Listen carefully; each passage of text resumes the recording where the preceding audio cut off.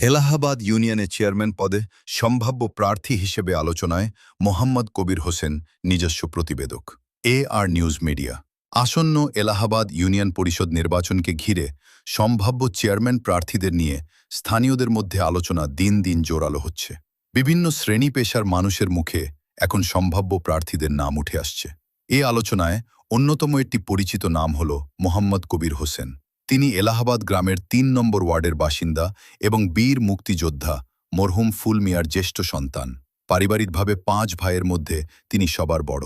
ব্যক্তিগত ও সামাজিক জীবনে দীর্ঘদিন ধরে তিনি এলাকার মানুষের সঙ্গে সম্পৃক্ত থেকে বিভিন্ন উন্নয়নমূলক ও মানবিক কর্মকাণ্ডে অংশগ্রহণ করে আসছেন। পেশাগত জীবনে মোহাম্মদ কবির হোসেন বাংলাদেশ সুপ্রিম কোর্ট ঢাকায় একজন আইনজীবী সহকারী হিসেবে দায়িত্ব পালন করছেন।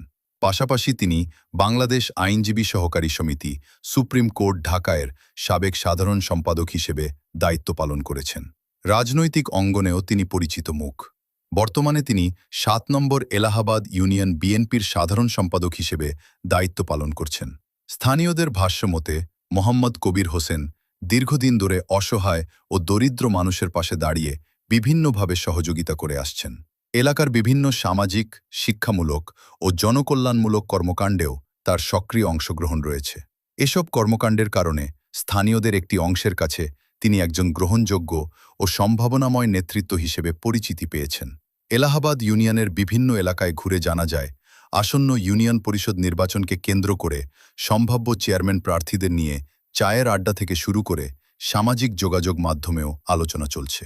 সেই আলোচনায় মোহাম্মদ কবির হোসেনের নামও গুরুত্বের সঙ্গে উচ্চারিত হচ্ছে। অনেকেই মনে করছেন তার রাজনৈতিক অভিজ্ঞতা, পেশাগত দক্ষতা এবং সামাজিক সম্পৃক্ততা তাকে সম্ভাব্য